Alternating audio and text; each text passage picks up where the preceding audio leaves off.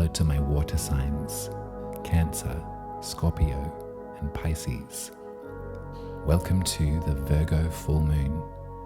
You'll find the timestamps for your rising signs listed below. Hello Cancer Rising, welcome to your horoscope for the Virgo full moon happening on February the 24th at 11:31 p.m. if you're in the southern hemisphere with me. So before midnight, the moon will be beautifully full and bright, and we'll get to do exactly what you love to do, which is stand underneath it and feel it, say thank you, let it out, let it go. I love a full moon. I don't need to hear that you do too, because I know that you do. When we think about Virgo, we think about your third house, Cancer Rising. So if you're a Cancer Rising, Cancer's the first. Then we move around to your third house and find the sign Virgo. In Hellenistic astrology, the third house was the house of the goddess, and the ninth house, in opposition, was the house of the gods. In the ninth, we learn the academic, formal, philosophical teachings of spirituality. We take big, grand journeys and move around and travel in the ninth house. In the third house, the house of the goddess, we still engage in resonant spirituality. We still engage in ritual and lessons, but it's through voice rather than anything so academic. It's how we move about our village, where we live, and how we interact and go through different processes in the space that we might call home to get in touch with spirit. It could be the ancestors of the earth on which you stand. It could be your relationship with the nature that surrounds your neighborhood, the ocean if you're nearby to that. It could be the moon itself too. All the different cultures over the globe for thousands of years have their own deep, sincere relationship with the moon. And it's many varied. Each ritual, each practice, each lesson shared with voice is just as important as the next. In Australia here, the significations of the moon in traditional indigenous spirituality kind of differ that to the Greek. Some cultures here in Australia tell the story of the moon being a great big fat man, a lazy boy that gets skinnier and skinnier and skinnier, but then gets bigger and fatter. And the feminine sort of feeling of the giver of life comes from the sun. That sort of generous, fertile feeling comes from the sun. Whichever way you slice it, whichever way you'd like to commune with the moon, you know it's the right thing to do, Cancer Rising. You know exactly what to do. Follow your own culture, learn about it. That's what we do in the third house. We learn through storytelling. We learn and we absorb. And we can sow that into our own sense of belonging too. It's very generous in the third house. Hopefully, you're living in a village, as it were, or an environment where you're free enough to enact your private rituals. I'm not sure what you do every day, but there's a certain rhythm to your day that is marked by little rituals. And this full moon's encouraging you to register that as a spiritual practice, to register that as something that gives you joy and gives you peace and is really lovely.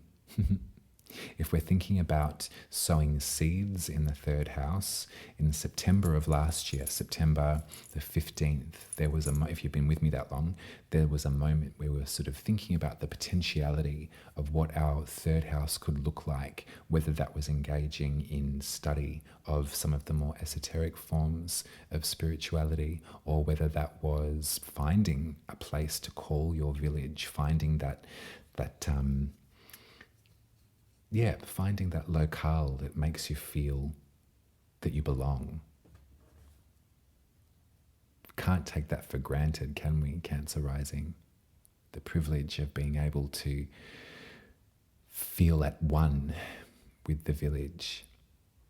There might be some subjugation that's attached to the emotions around the third house too. Not everything with the goddess is smooth sailing.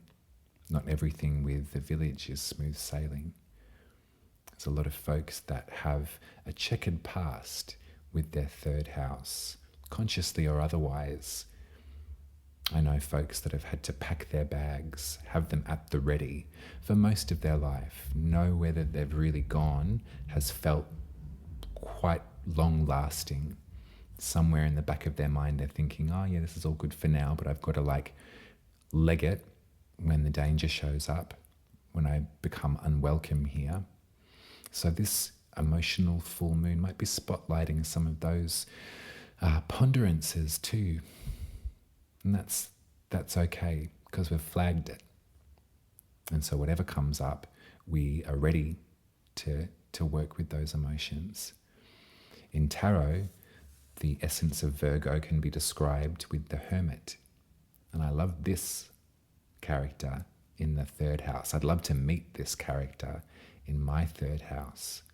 The Hermit is someone that has taken themselves away in privacy and in sort of like the think tank, in the sacred space, to learn how to bring some of that more esoteric, unreachable information, that sort of higher spirituality, back down to the ground and make it something that we can touch and we can feel.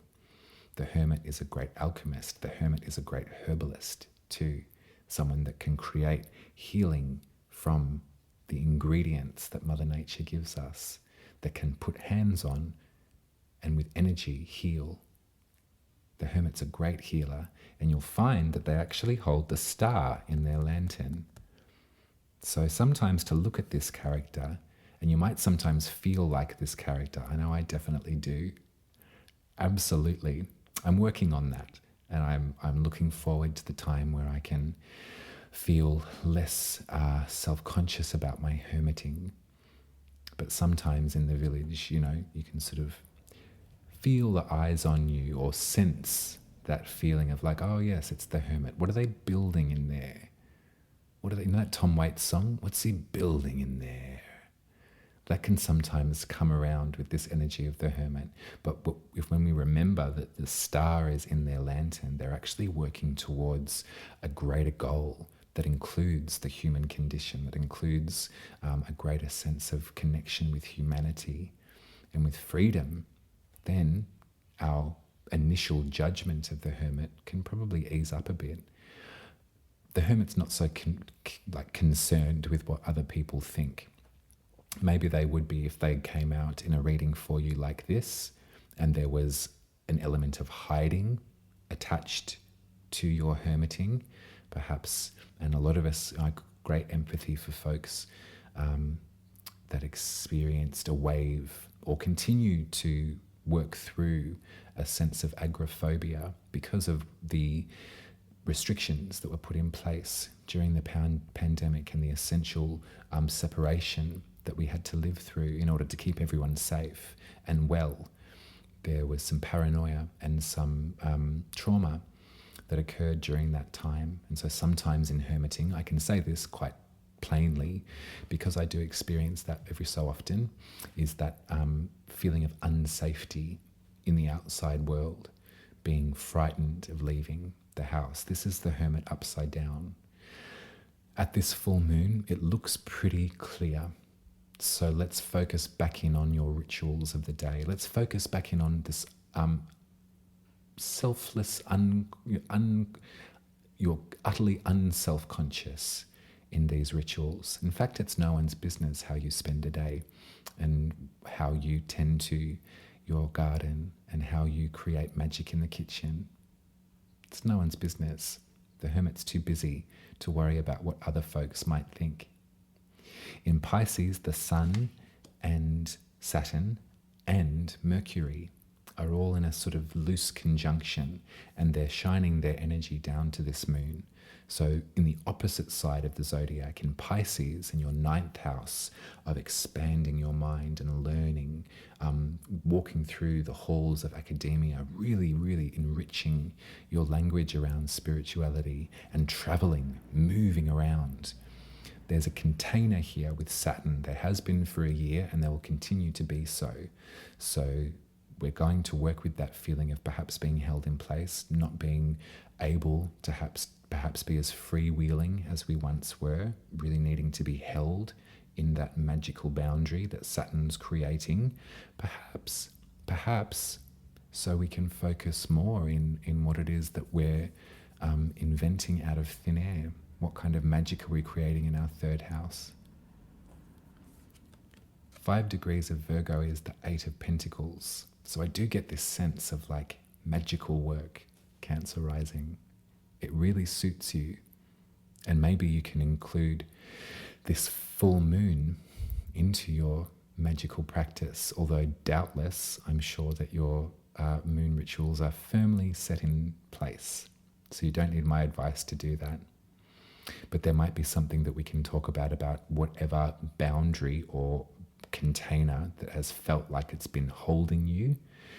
We can thank it at this full moon. We can thank it for holding us in this certain space and given us the ability to learn as much as we have in a short amount of time, to be really grateful for the simple pleasures, the simple bounty that life can offer, separate to the expansive joy of pilgrimage and of journeying and traveling around.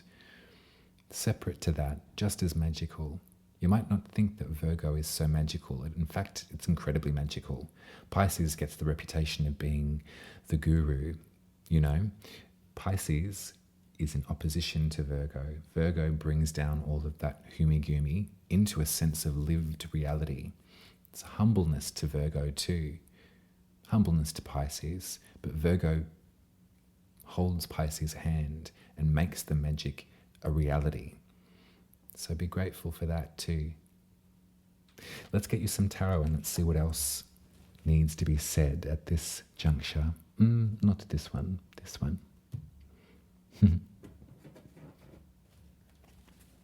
Might just touch gently on Aquarius too, Cancer rising, because we've had Mars enter through into Aquarius, having to pass by Pluto, the planet that does destroy, the initiator. Venus has also done the same thing. And 2 days before this full moon, Venus and Mars will be conjunct. They will have come together, which is grand opportunity for connection, grand opportunity for some sincerity and romance, but it's also kind of like they both have just been initiated by the Lord of the Underworld. They're both not who they used to be.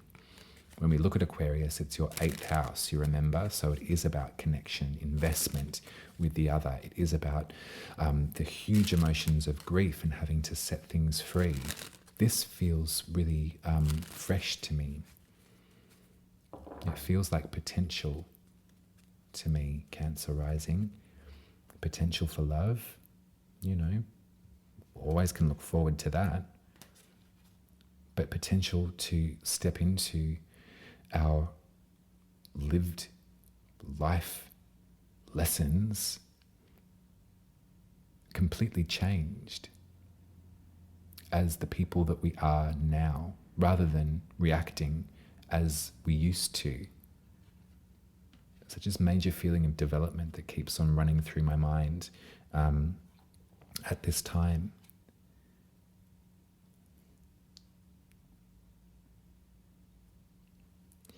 So I got the 8 of Pentacles again. So let's focus in on this 3rd house. Let's focus in on this moon. Let's focus in on this perfecting sort of quality. There's something here in communication that we can speak to the 3rd house. You can see this individual is sat there at the drafting desk. They're doing draft after draft after draft. Maybe it's not for a project, maybe it's just their practice, but they're putting something together. They're finessing their skills. And they're doing that because they've been hit by this kind of offer. It's really bold and really truthful, but it's two-handed.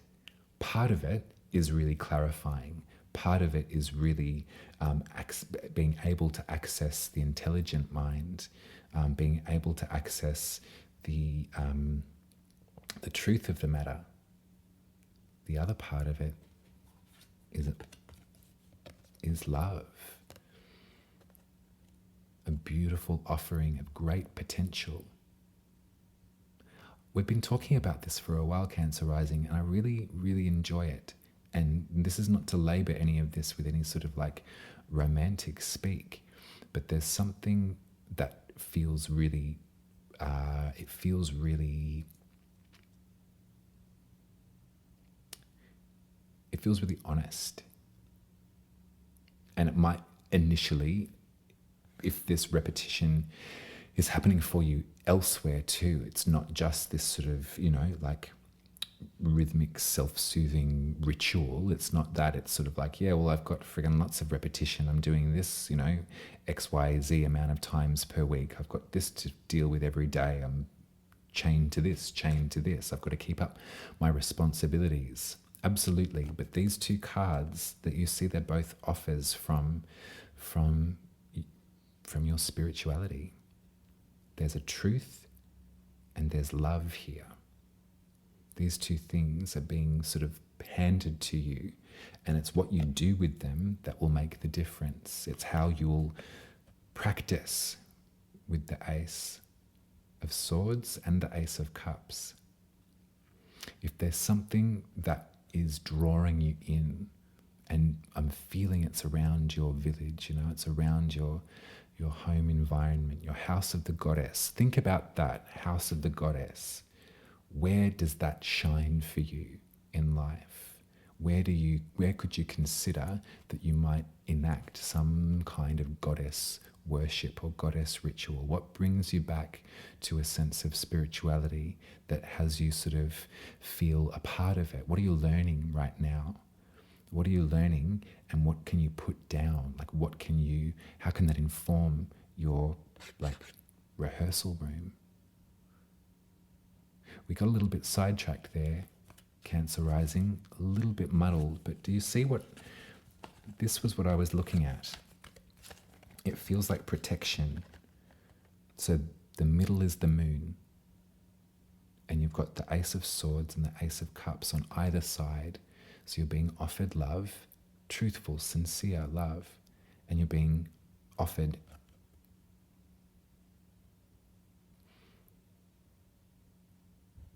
it's opportunity, isn't it?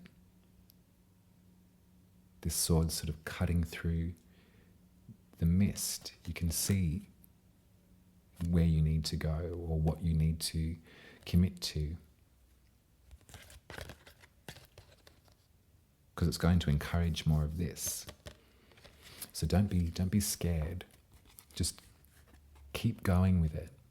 There's no pressure in the third house too. You're not having to hand in essays or anything like that, like in the ninth house maybe. You're not being assessed on this, but it's the act of doing it that is making the difference. It's committing to it too, committing to this part of you. If you're a musician, it might just be sort of committing to jamming, once a week, but committing to that, even if you sit there strumming the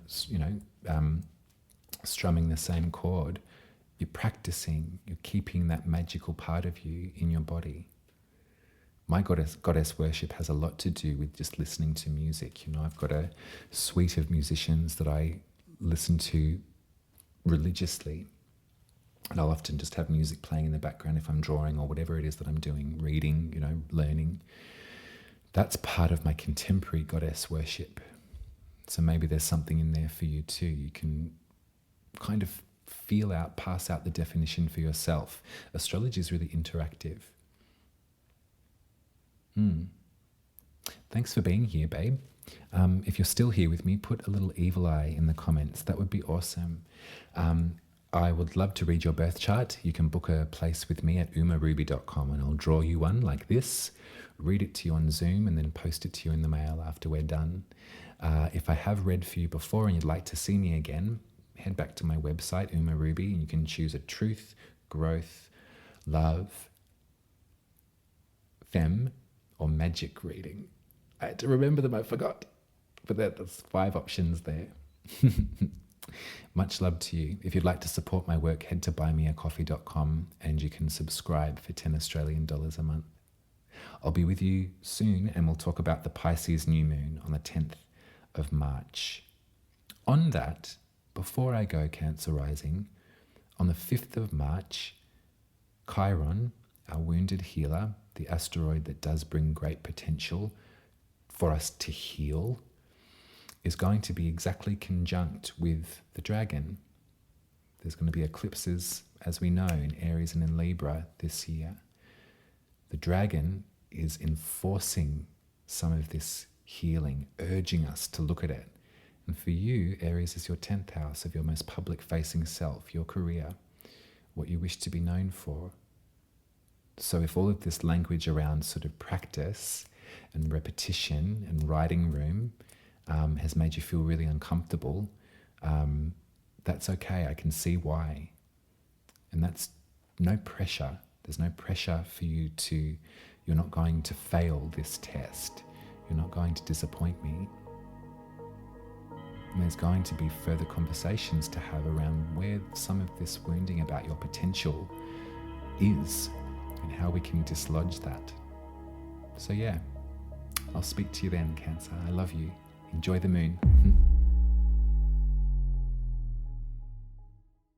Hello, Scorpio Rising. Welcome to your reading for the Virgo full moon, happening on February the 24th, I should say, at 11:31 p.m. if you're in the Southern Hemisphere with me. So again, that date is Saturday, the 24th of February, close to midnight. Let's enjoy this full moon. I've been hanging out for it, Scorpio Rising. I really have. The new moon just gone was really potent, really beneficial. There was some great seeds of potential that were sown.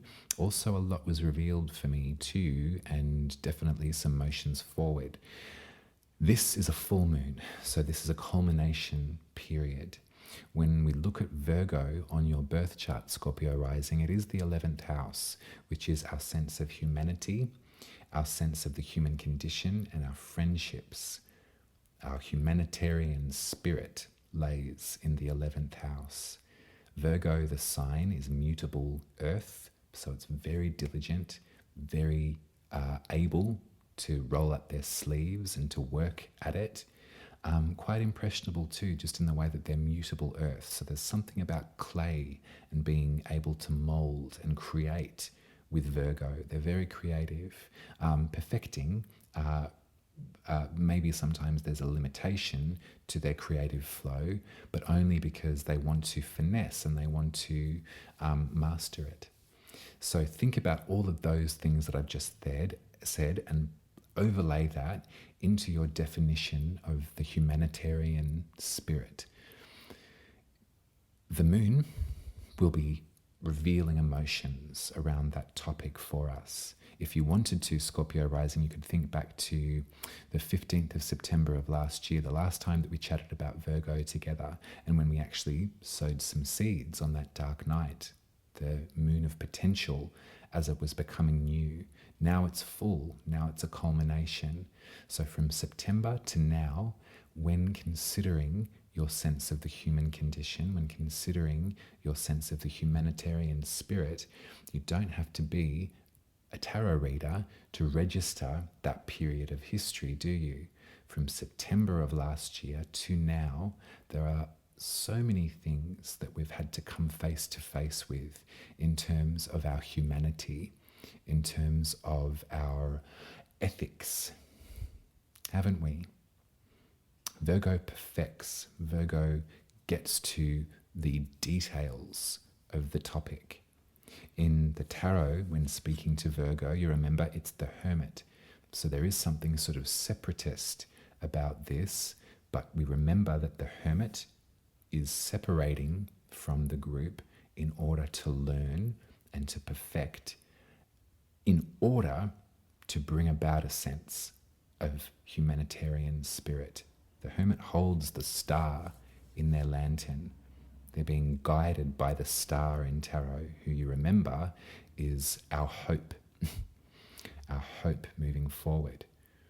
So I want you, above all else at this moon, Scorpio Rising, is to hang on to that sense of hope that you have. Absolutely register and witness the pain and the conflict in our sense of humanity, but be perfecting about your information, be perfecting about your contribution to that topic too. Allow yourself the vulnerability that the moon is urging from you, but also think about what you've put in place over this last time from September of last year until today, what magical boundaries you've been able to enact to protect your energy so that you have enough to continue on this pathway. I say magical boundary because in opposition to the moon at 5 degrees of Virgo, which is where it will be at this one, the sun is at 5 degrees of Pisces in a loose conjunction with Saturn and with Mercury.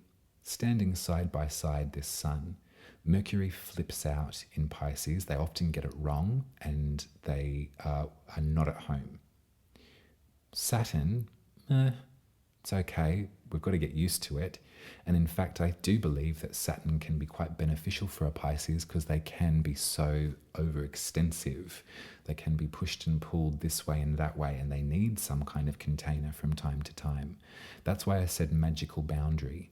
So looking at your birth chart again, Scorpio rising, Pisces rules the 5th house, which is where you express yourself, where you create, where you have some sense of access to pleasure as well. That's a really important tenement to the 5th house.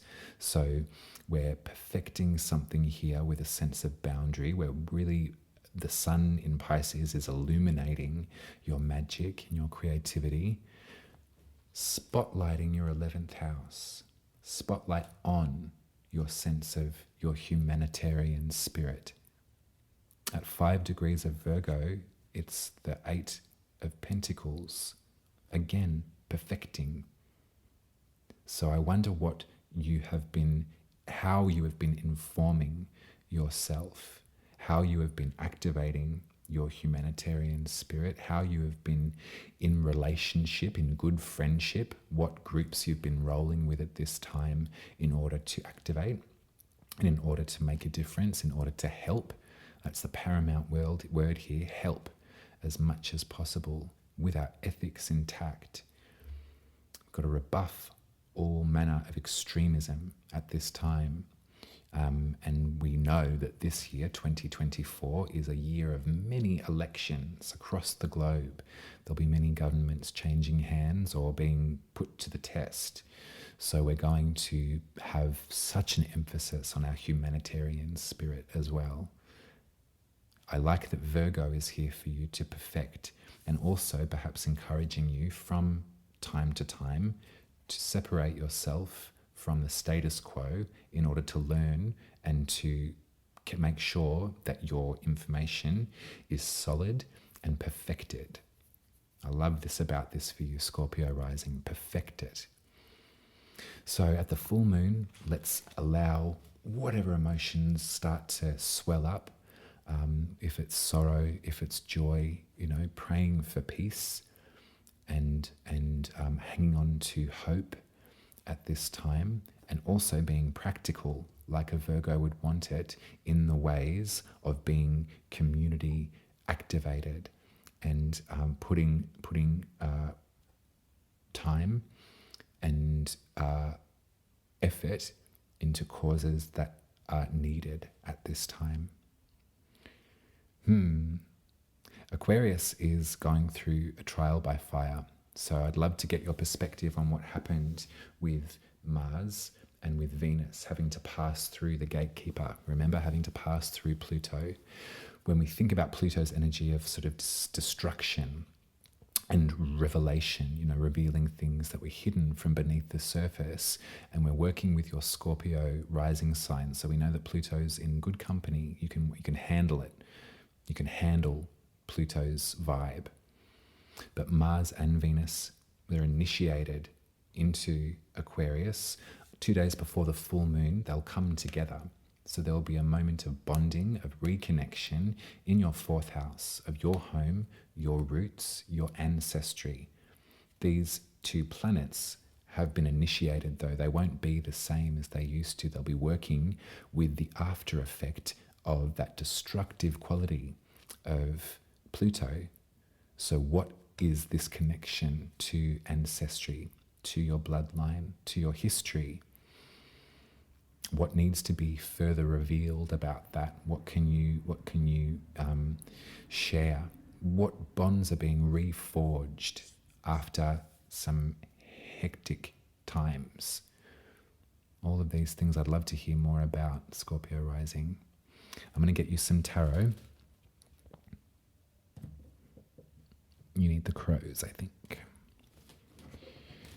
Do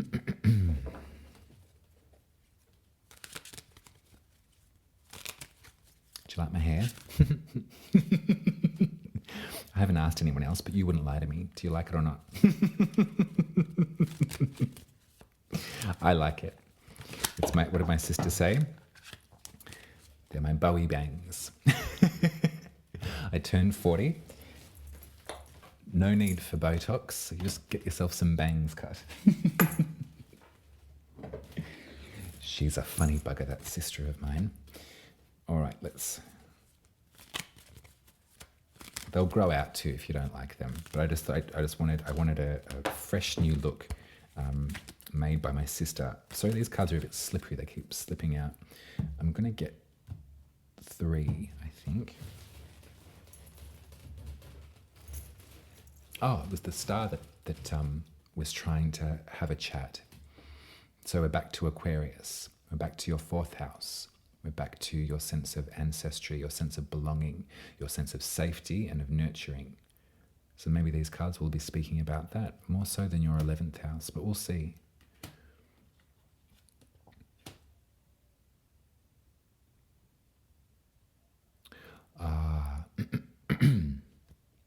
All swords, Scorpio Rising. In the center sits judgment in upside downness.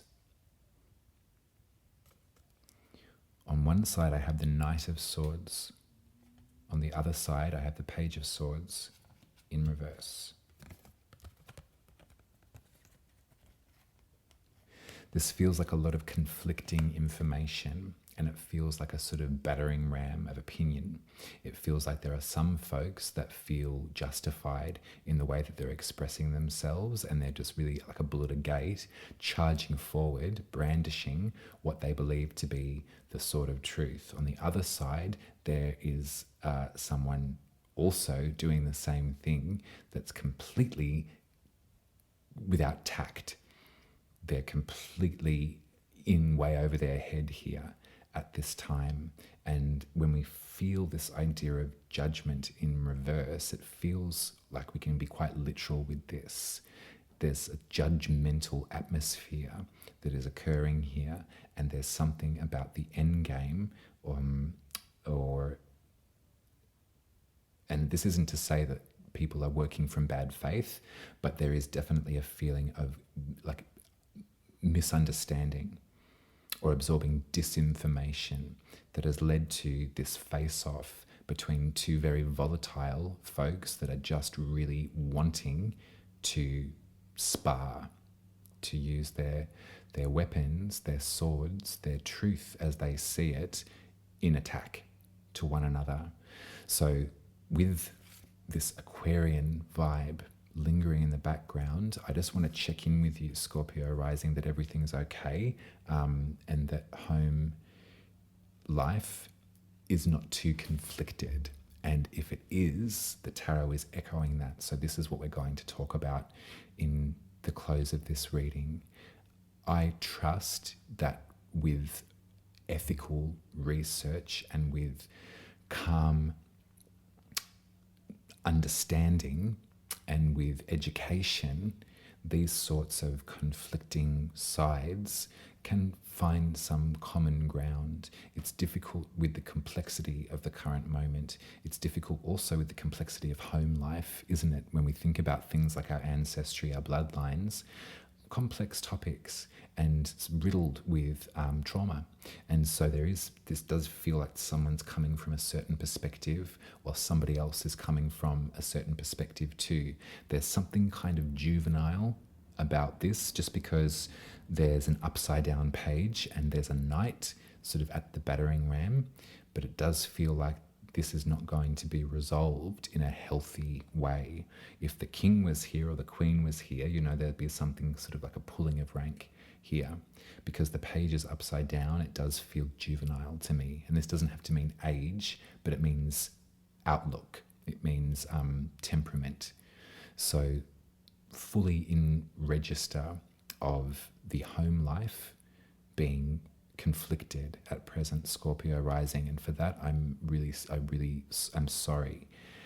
However, there's opportunity for growth here, and there's opportunity to work with complexity when we're dealing with these topics that life is presenting, especially around ancestry and bloodlines. We're dealing with such vulnerability, and there's no right way to approach vulnerability as long as you're approaching it with kindness. The fact of the matter is, folks are in fear, and when they're in fear, they can often retaliate like this. This could be an echo to your 11th house too, actually. We could be speaking about two things at the same time. Perhaps the current moment and this urgency towards a space of humanitarian spirit is in echo in your 4th house. Perhaps this is personal to your bloodlines too, Scorpio rising.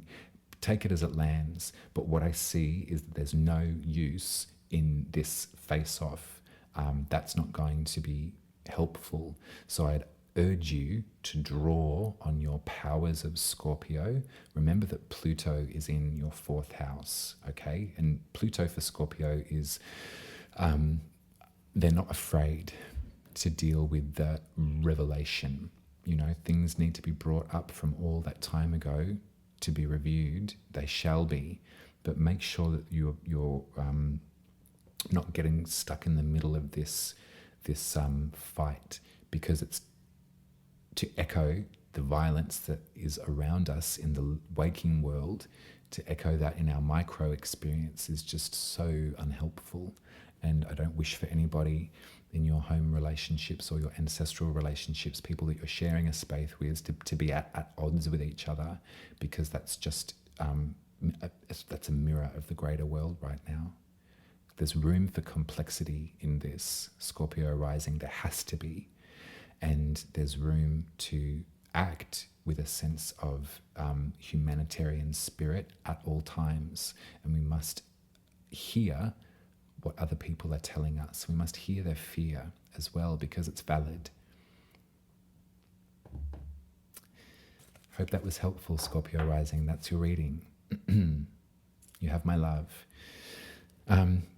If you would like me to read your birth chart, I can draw you one. They look like that. You can make your appointment at umaruby.com. Forgive me, my website, umaruby.com.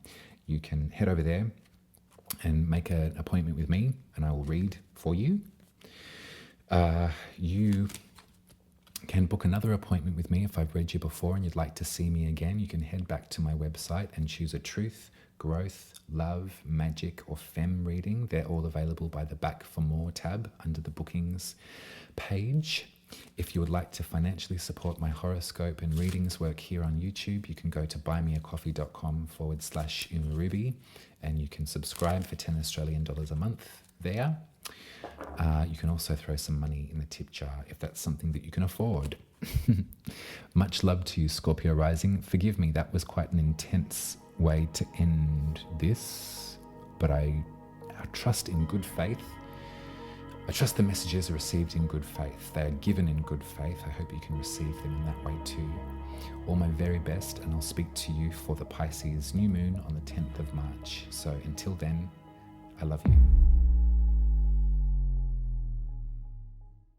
Hello Pisces Rising, welcome to your reading for the Virgo full moon happening on February the 24th at 11:31 p.m. if you're in the Southern Hemisphere with me. So before midnight, we're all going to go outside and stand underneath the glow of this beautiful, protective Virgo full moon, and we're going to hold hands and cry our eyes out and be so grateful and thankful for the people that are in our lives.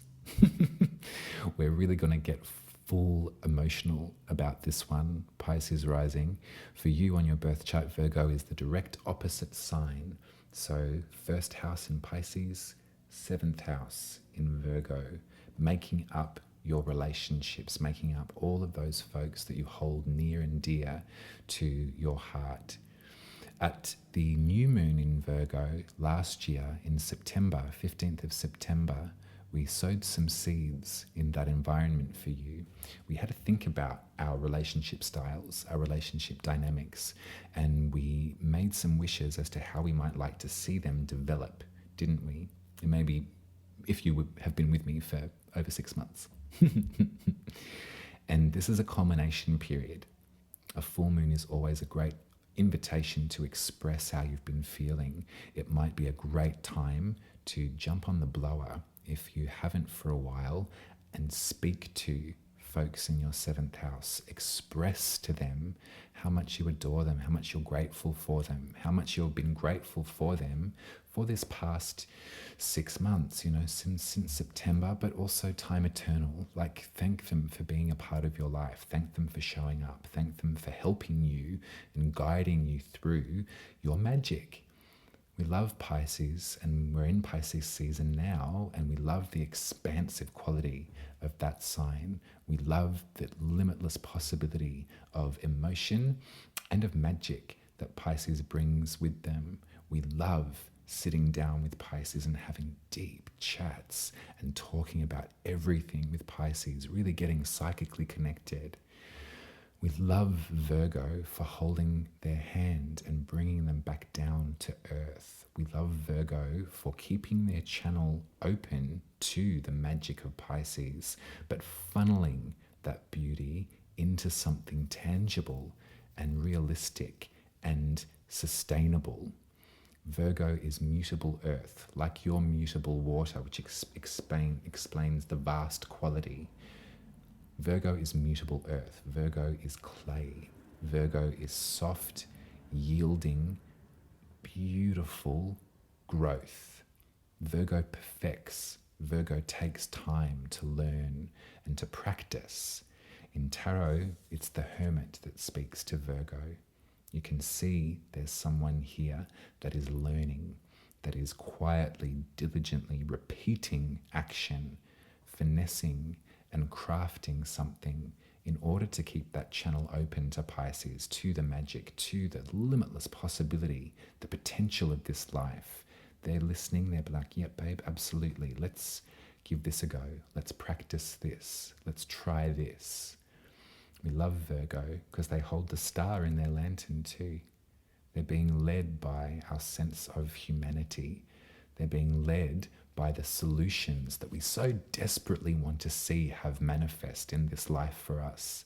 We're sick and tired of feeling frightened. We're sick and tired of feeling worried, in pain, scared for the human condition. We want a bit of a reprieve. We want some freaking love and romance and sweetness in our lives, don't we? That's why we look to Virgo, because they're the ones that are sort of like, yeah, babe, feel it all, feel it all. You know that Feist song? Feel it all. Oh, I love that song. I'll remind me. I'll send it to you. Anyway, back to what I was saying. You feel it all. You turn into like a sponge or like a Swiss cheese. There's no substance. You're just all water, all feeling in a puddle on the floor. Virgo's the substance. In your seventh house, the people in your life that you love, that you know love you, that you can call on, give them a ring at this full moon. I say throw caution to the wind, Pisces rising. If the people that you're thinking of right now are the people that are really, really rolling in your seventh house, give them a bloody call. It's been high time. Let them know how appreciative you are of them. Hang the idea of since September, what have you hoped to achieve in these relationships? Just do it. Just call them. If they're right in front of you, hold them by the shoulder and say, I I'm so grateful for you. You fully support me. You have supported me in this life, and I'm so grateful for that support. And I'm willing and wanting to pay it forward too. I know my strengths. I know that I can make something happen out of nothing. I know the importance of imagination and living there.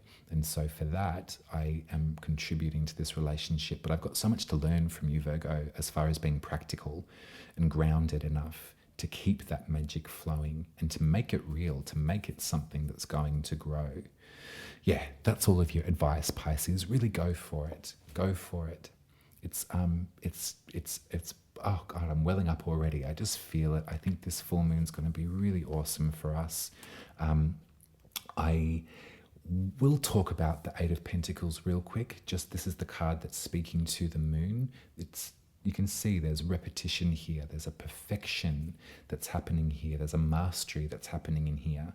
This individual is sort of, their back is sort of to everyone else. They're focused on their work. So maybe there's some relationships that you can think about that they're working because they're putting food on the table, whatever it is they're doing in their life. They're committed to it. They're doing it. So maybe tap them on the shoulder and be like, hey, it's me. I'm a Pisces. Let's play make-believe for this afternoon, and let me tell you how much I adore you and how much I love you and how much I'm so thankful for you. That's what we'll do. The moon at 5 degrees is, I haven't told anyone else, but it's in exact trine, so exact support with the asteroid Ceres. And Ceres speaks about our commitment. Ceres speaks about that energy that you have to go down into the depths, to do the trickier stuff.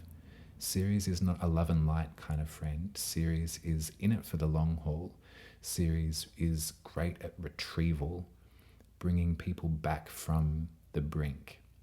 And so Ceres is in the 11th house. So we're back to those talks about humanity and also friends.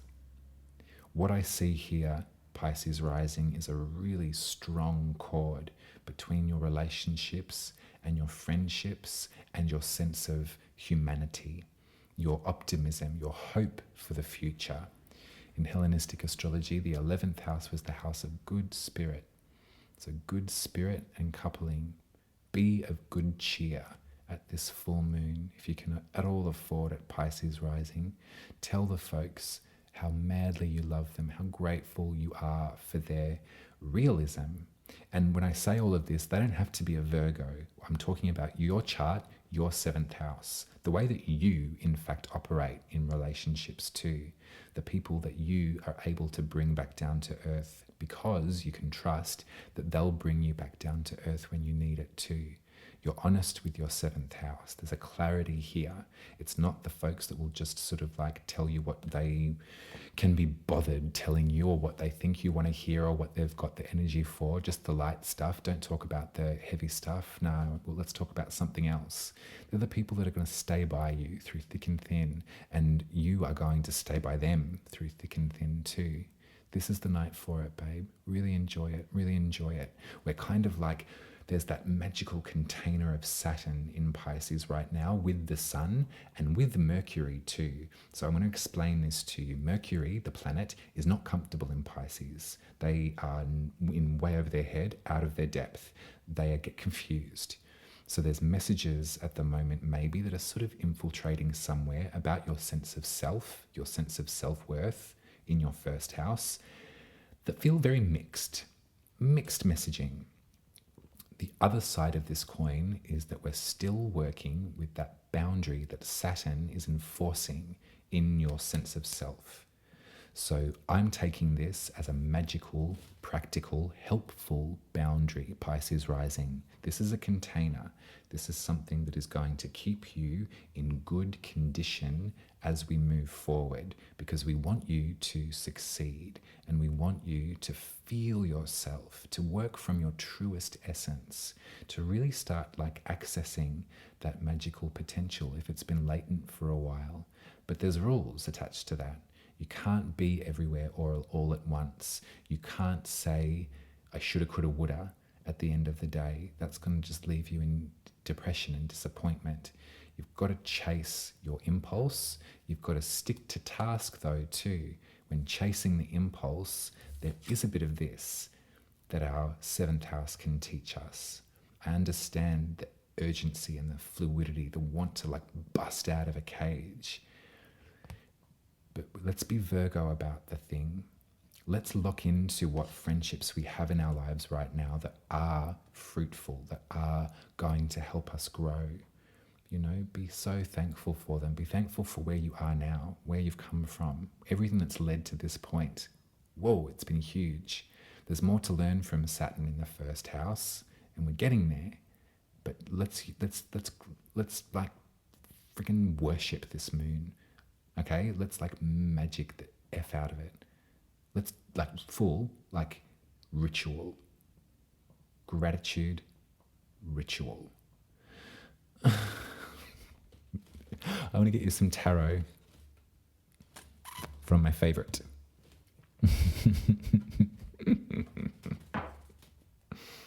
Oh, golly.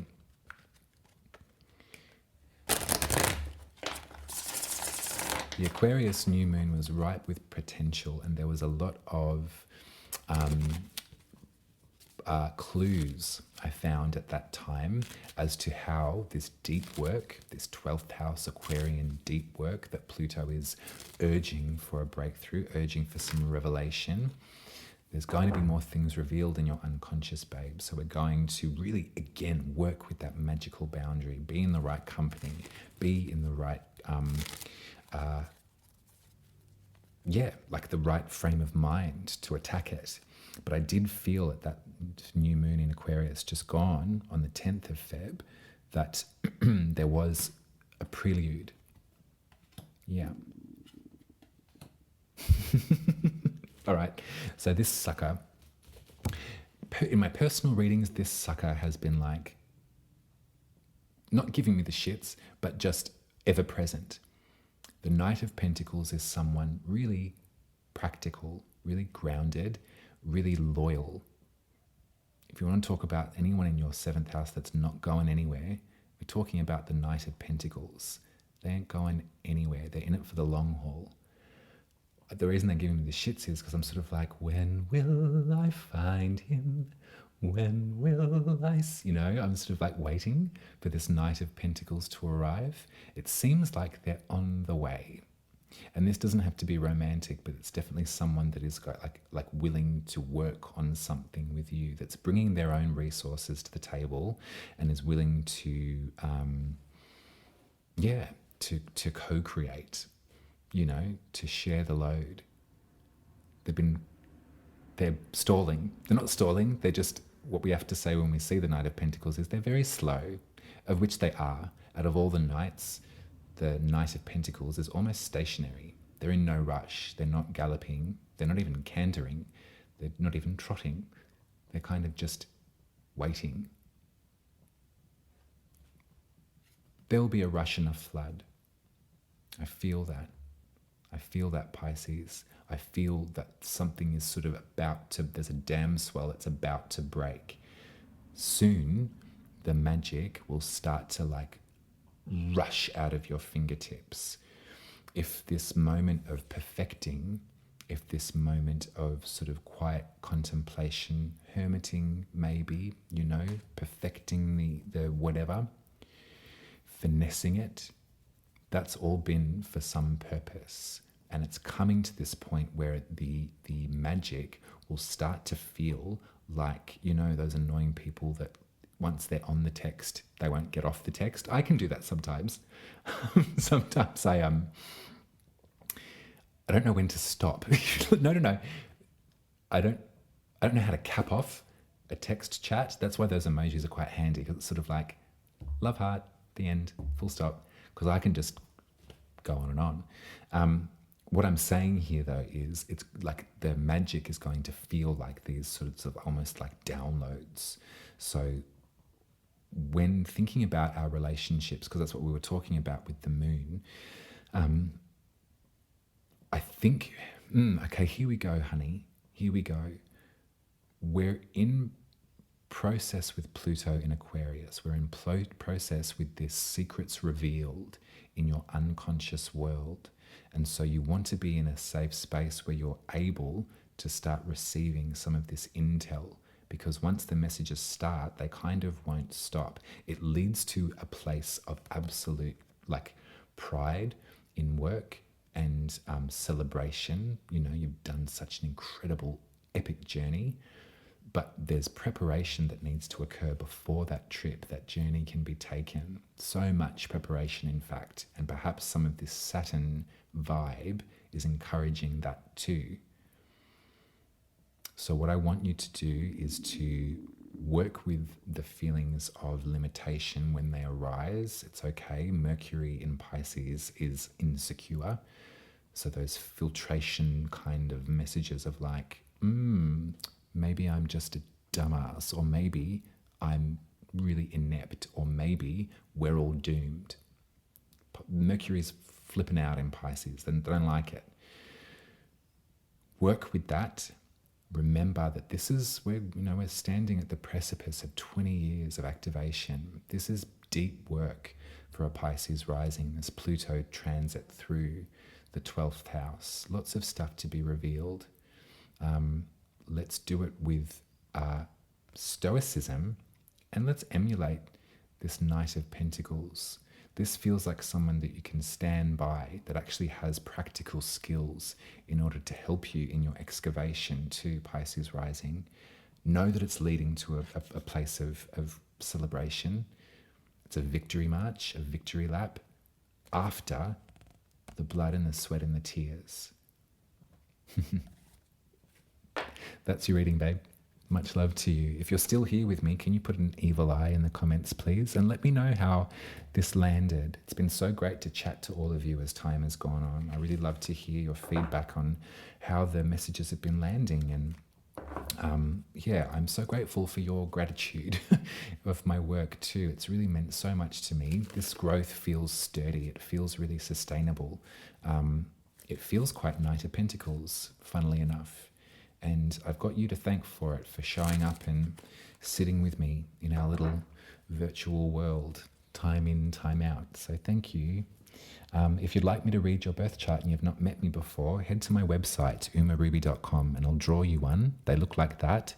And then we'll have a conversation on Zoom and I'll read your chart for you using your birth tarot, as far as I understand it. And then I'll post you the chart too, so you've got a physical memento of our time together. If you'd like to support my work monthly, you can subscribe to this channel over at buymeacoffee.com for $10 Australian a month. Always received with much gratitude and lots of encouragement.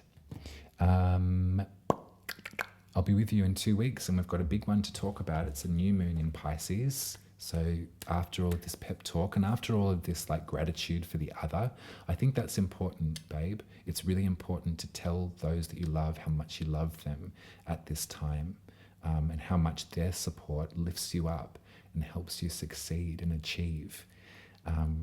That's paramount. I will be with you to speak about that new moon in Pisces on the 10th of March. In between now and then, Chiron will be exactly conjunct the dragon's head on the 5th of March. So conversations around healing, our self-worth, are coming into full focus. Remember, this is the year for it, Pisces rising. Let's do it together. I love you. Take it easy.